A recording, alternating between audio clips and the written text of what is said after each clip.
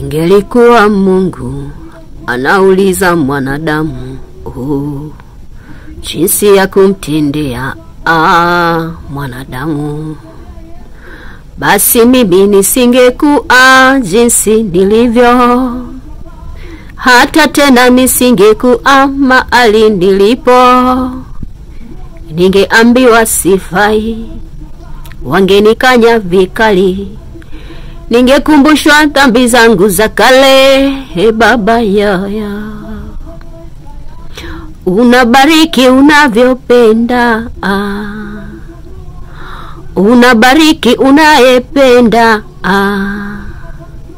Mimi ninataka ndio yako Yesu tu, nahitaji ndio yako Yesu tu.